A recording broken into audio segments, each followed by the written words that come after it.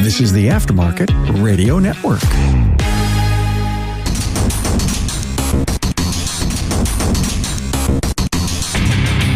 Welcome, everyone, to yet another episode of Diagnosing the Aftermarket A to Z. I'm Matt Fanslow, and let me tell you something you already know. The world ain't all sunshine and rainbows. It's a mean and nasty place, and I don't care how tough you are, it will beat you to your knees and keep you there permanently if you let it. You, me, or nobody is going to hit as hard as life. But it ain't about how hard you hit. It's about how hard you can get hit and keep moving forward. How much you can take and keep moving forward. That's how winning's done. That and more after a word from our sponsor, NAPA Autotech Training. So, are you looking for the right training provider that offers cutting-edge courses to hone your automotive skills? Well, let NAPA Autotech take you to the next level. Go to napaautotech.com for more details about classes near you. So I got an idea for this episode from Jason Elliott. So Jason, thank you for the email and the idea about going over the WrenchWay Voice of the Technician Survey Report for 2025. I guess one thing I'd like to point out right off the bat is, as surveys go, this had a pretty good turnout with just over 4,700 respondents. But, I mean, come on. We're going to see that the data could be a little skewed, and this is not a dig against WrenchWay at all. It's more of us have to participate. So I guess right off the bat, I would highly suggest you go to WrenchWay, whether start following it or kind of register with them, somehow get involved so that when the next survey comes around, you can take it and get your voice in there. And not to be cliche about having your voice heard and all that, but the more data, the better. As we get into this, you'll probably see why I say that. But yeah, this is a good thing to get involved with because really all it is information. And information for us, information for the leaders in our profession, shop owners, managers. They need to see this stuff and they need to get accurate data. And accurate data means trying to get as much of the demographic as possible. The reason I bring that up is 4,700 doesn't seem like such a bad number until just consider the fact that at least according to the Bureau of Labor Statistics, there's almost 800,000 technicians out there. Now that's by varying levels, if you will.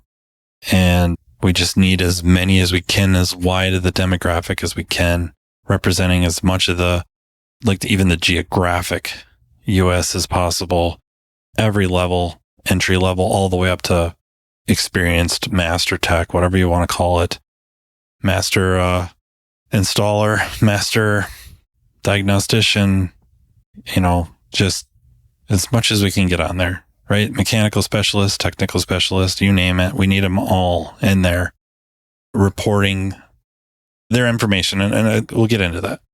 I just thought it was important to bring up that 4,700 is impressive. It really is. But in the grand scheme of things, that's hardly a scratch. The vast majority of respondents to the survey was automotive technicians.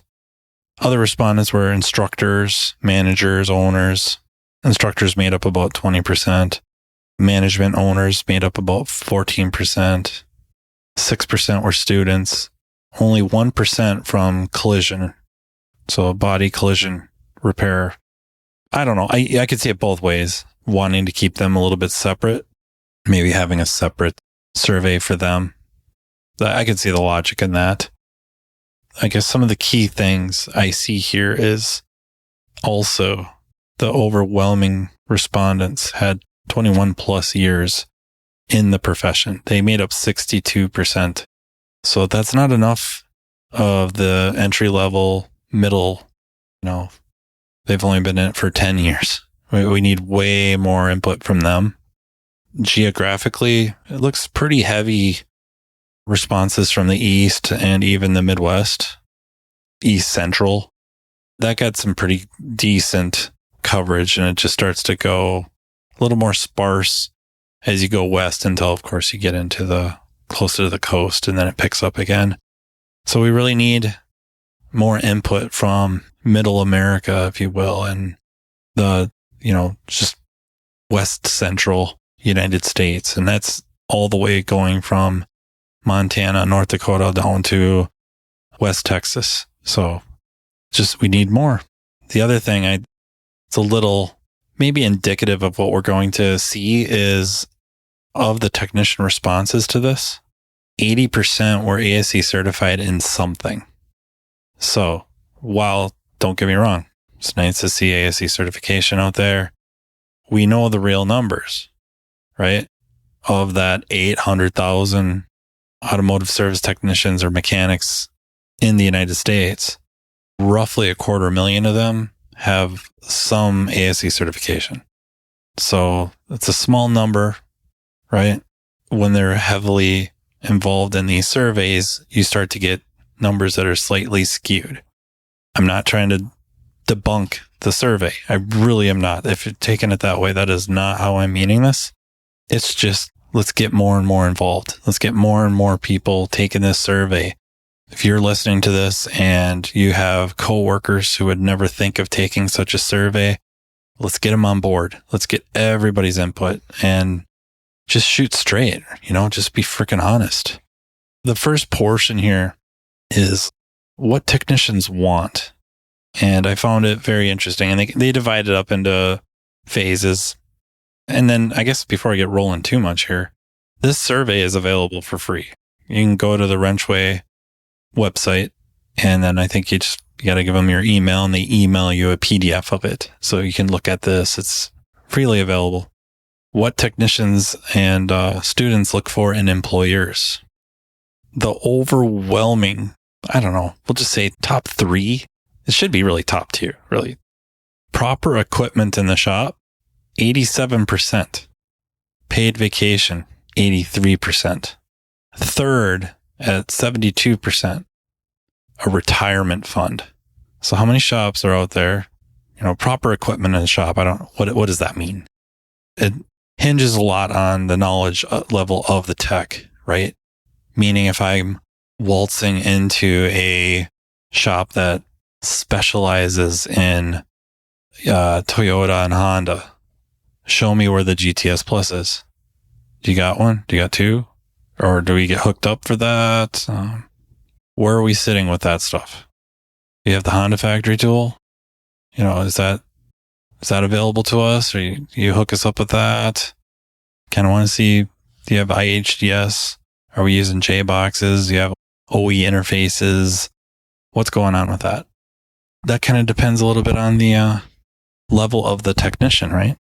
A less knowledgeable tech, and that's not a dig, might be ecstatic if the shop had a couple of aftermarket scan tools and never even crossing their mind that programming may be needed or something other than an aftermarket scan tool for doing maybe an immobilizer or, is the shop into ADAS? And I know I've already just veered straight into the technology side of things because that's my life. But how about, do we have a powertrain table or 2? How does that work? Special tools, cam alignment tools. Are we set up for that? These would be the these are the probing questions that maybe an experienced, knowledgeable tech knows to look for. Less knowledgeable, what does it mean to be well equipped? What does it mean to be properly equipped? Hoists, air compressor, outlets to charge cordless tools, Wi-Fi, which, it's not bad looking for Wi-Fi, but what does that mean? Proper tooling. Paid vacation, right? We can bust that up a little bit into, and I don't mean bust it up as like bust up the survey. That's not what I mean. This is not critical of the survey, really. Paid vacation, what does that mean?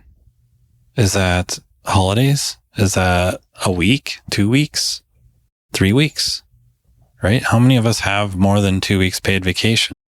How many techs do you know out there that have 4 weeks, 5 weeks? And is that a thing? Like, is anyone really looking for that? Are they looking for their 2 weeks paid and then a little bit of freedom to take days off unpaid? What does that mean? It's interesting, right? Because I think we have to face the facts. A lot of professions 2 weeks is a lot of times where they start. And then after a decade of service, they're looking at 3, 4, 5 weeks of vacation. So that'd be interesting to know what that meant. Retirement. That's interesting. A lot of shops I know do not have any sort of retirement fund, 401k, simple programs, anything like that. So especially young people, if they're not looking for it, they should, because they're the ones that will benefit the most by getting in early. And then we can start dropping percentages of who's looking for it.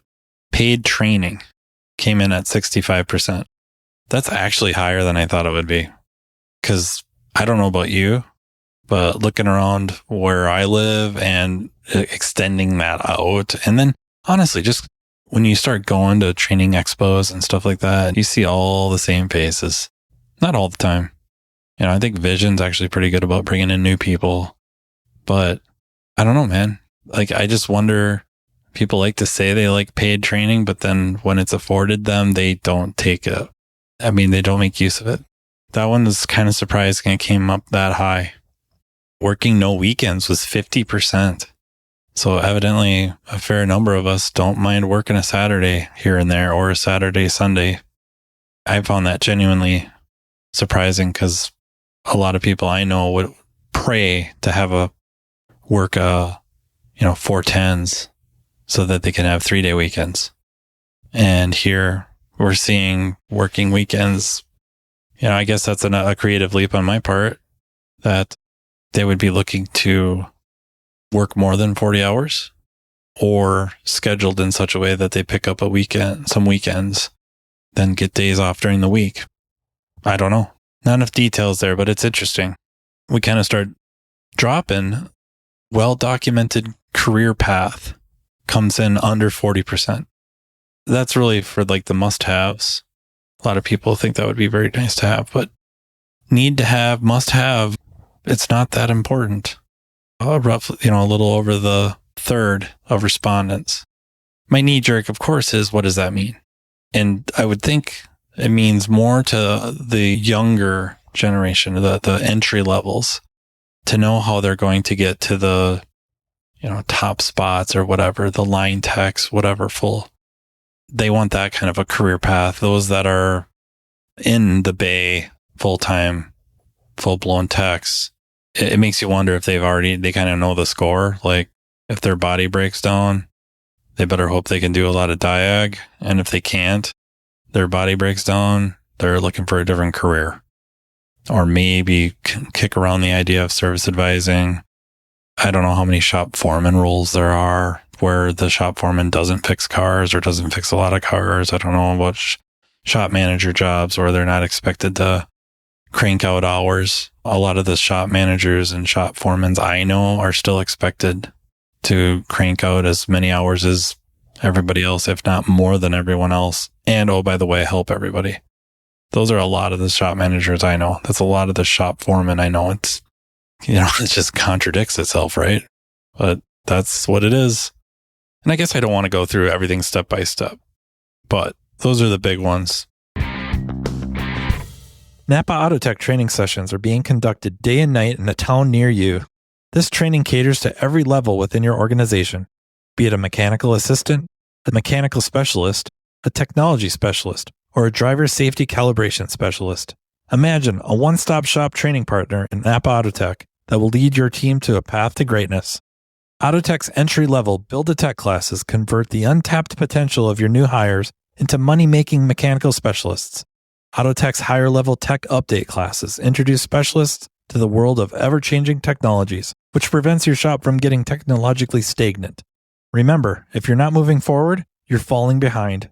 And, turning to the front of the store, the Autotech Service Advisor class is an awesome way to hone your client advocate skill set, ultimately benefiting the customer through an improved vehicle repair experience. But it doesn't stop there. Imagine an electric vehicle class that takes your specialist well past the mundane, yet necessary safety topics. Well, it's here. Autotech's EV Ready training is a week-long curriculum that takes participants through a hands-on experience involving hybrids and electric vehicles. The session kicks off with the use of PPE and proper tooling while touching on required OSHA regulations. Then, the students dive into the lab vehicles to gain knowledge of the common high-voltage components on EV and hybrid vehicles and their function. Attendees will be taken on a path exposing them to different electric vehicle manufacturers to compare component form and location. Additionally, information about Level 1 and Level 2 charging systems will be included, along with a quick look at DC to DC charging. The operation and maintenance of subsystems are explored, including the different modes of Tesla operations, and so much more. So what are you waiting for? Commit to taking your business to the next level with NAPA Autotech training. The pay structure. Preferred pay structure. Turns out it's not overwhelming, but the majority want an hourly or a salary. And then after that, it drops and it's like 25% are looking for a hourly with some sort of a bonus, production bonus. And then flat rate, of course, comes in under that, not terribly far, where they want flat rate with a 40-hour guarantee. Well, now that seems like hourly with a production bonus, right? And then straight up traditional flat rate comes in at 20%. And I find that interesting, right? When I see that people want hourly salary, that just means stability, consistency. And then we'd have to break that down some more. Why? Are they burned out on commission type plans, be it flat rate or whatever, where maybe the shop wasn't set up so good that it was very difficult to hit numbers consistent, big numbers or good enough numbers? It doesn't always have to be big numbers. It's just enough, right? So you make enough money to pay your bills and save some for a rainy day and maybe retire before you're 80. It could also mean they just aren't fast, right? I mean, that has to be a certain reality, is they're not good at getting the job done in whatever amount of time the shop has sold the client. And that could be based off of a labor guide, and can all get into the debate about the accuracy of the labor guide. Again, it would be back to the shop, whereas the price is the price and you need to get it done in this amount of time. And if they live in the Rust Belt, sometimes that don't work out so good. So I find that interesting. And many of you know, our shop doesn't really pay production bonuses. Everybody's paid an hourly wage that we hope is, pretty decent. Like you could pay your bills with it. And then we have profit sharing every month. So now everybody gets a piece of the shop itself doing really well. And yes, depending on where you are in the company, what you're doing, what your role is, determines the best way for you to help make that happen. So yes, if you're, one of our 3-4 line techs, probably the number one way for you to contribute to that is doing quality work in a very productive manner. But it's also a lot of all the other little things. It's also the Ubuntu, right? Where we're helping our coworkers succeed, helping them be productive, help the shop itself be productive, help the shop get more repair orders and increase the average repair order as ethically. So anything and anything you can do to help with that. That's the philosophy. Where if you're in a situation where the shop can set you up to really focus on turning out quality work at a very productive manner, then the flat rate part becomes less daunting, especially if there's certain guarantees attached where rarely do you ever need to use the guarantee. Or, of course, the hourly with some sort of a production bonus. And I'm assuming the production bonus means what you do yourself and not so much the shop, but we're taking a little bit of a creative leap with that. Work schedules, it looks like it's split between desire for 4/10s or 5/8s. Do have a few in there that are as many as they can get. The vast majority of respondents to do with commuting time, a lot of them are okay with a half an hour to an hour commute. It means each way. So there's people willing to drive an hour each way, 2 hours of their day just to get to and from work, which maybe has less to do with proximity and more to do with where you live, right? If you live in Chicago, you might only have to go a few miles, but it just takes forever due to traffic.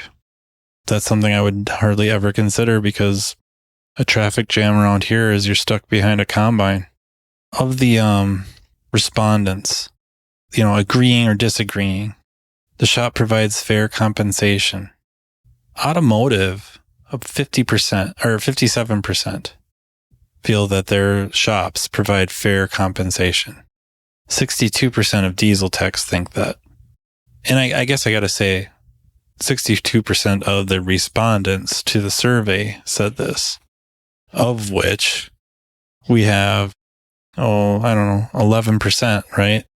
So roughly 470, a little more, just, for firing off numbers.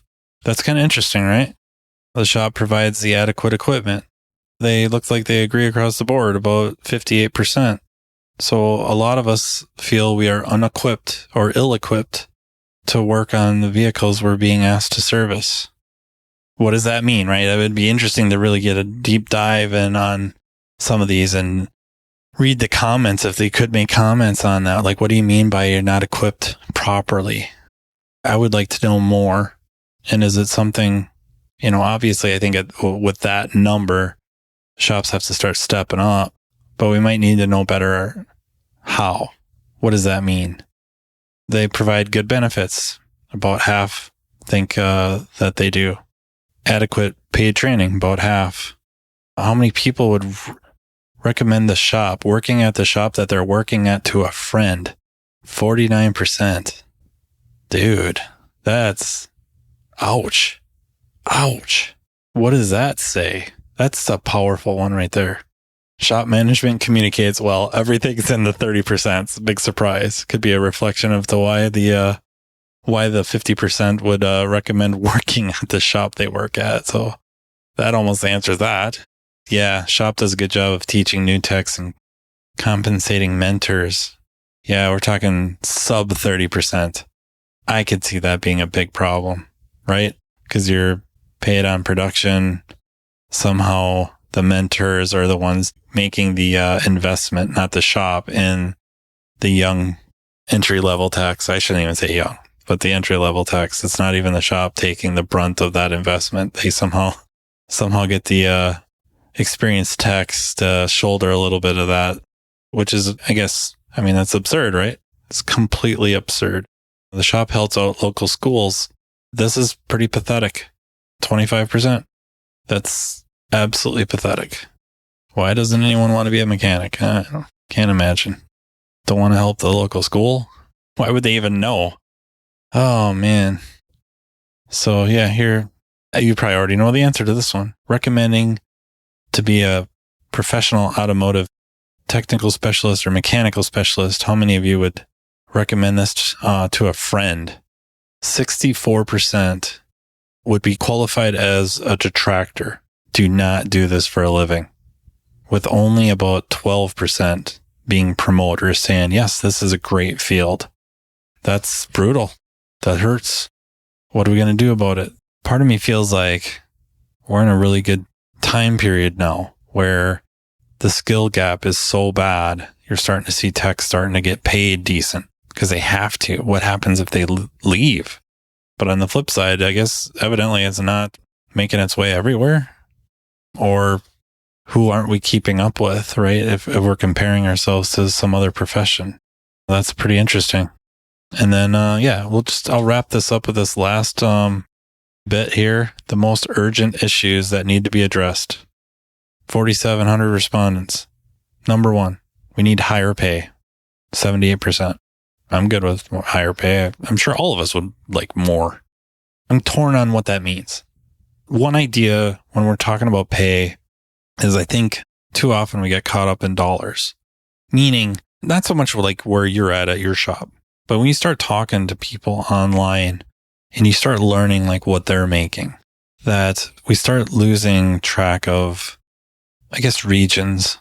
Meaning, it would be really rough for me to compare my compensation package to somebody that works near Washington, D.C., where the cost of living is absurdly high. Or some people we know maybe in California, where we know the cost of living is way higher than where I live or most of you live. What does that mean then? So what if they're making twice as much as you? Their quality of life is probably less than half as good as yours. Well, what if we start talking in terms of percent of cost of living? And I think that's a scary conversation for shop owners to start thinking about too. What percentage am I paying of cost of living? Because they may feel like they're paying you a lot of money because, I don't know, if they used to work in a shop and they made, on their very, very best years, whatever number you want to conjure, and they're essentially paying you twice that, their ideas are skewed. Their thoughts are skewed.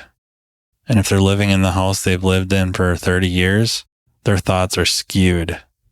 They need to start thinking in terms of cost of living. What is the cost of living to live within, a half an hour, evidently an hour in some cases, of where the shop is?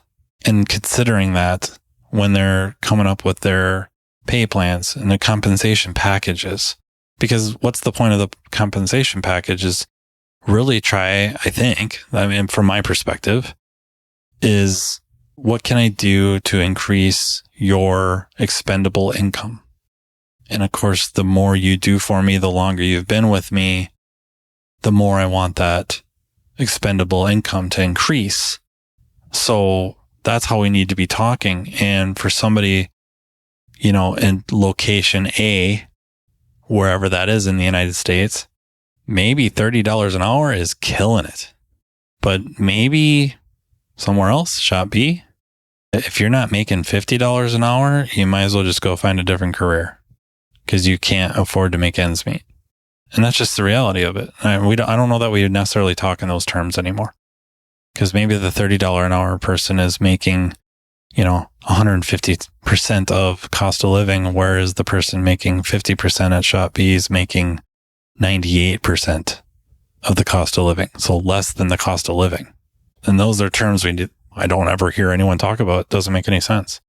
Better pay structure, unfortunately vague, but I guess if anything, these are a lot of ideas we're talking about. What does that mean? What does that mean? Better benefits. What does that mean? Shops pay for tools or provide adequate tool allowances. 14%. Better management. That's pretty vague. 13%. But I guess if we go back, better communication, start, just be open and talk straight. More respect for the industry is about 10%. Shops provide more paid training is 9%, and warranty works at 5%. So, like I said, this is available on the WrenchWay website, and they'll email it to you. But I guess I would really strongly urge you become a member or join or register with them. It's free so that you and all your coworkers and as many people and as many techs as you can get to start taking these surveys so that we can get more and more information, better information. If everybody's just on the level, this is a really powerful report. I think there's just really powerful information in here, eye-opening information, painful information to look at. Painful. And what are we going to do about it? And I think the more information we have, the better means we have of changing it, at least as a whole. And then, of course, for those that are owners and managers listening to this, just freaking asking people in your shop sometimes helps a lot. Don't get me wrong. Everybody wants more pay. Then we have to find ways to achieve that. What does that mean and why? And of course, as somebody that gets a paycheck, or really, I guess, as an employee, I can spend more money than I make. It would take a lot of money to be able to not be able to spend it all. Be like Brewster's Millions. So that I will leave you with. I really appreciate you guys listening. Thank you so much to NAPA Autotech Training for sponsoring, and thank you to the Aftermarket Radio Network for making this all possible, especially Tracy. Next time you see her, thank her. And until next time, take care. You've been listening to Matt Fanslow, diagnosing the aftermarket A to Z on the Aftermarket Radio Network. Follow Matt on your favorite listening app. He's very interested in what you have to say. Let him know what you'd like him to cover and come on the show. Matt is all for advancing the aftermarket. Find Matt Fanslow on social media and connect, or on aftermarketradionetwork.com.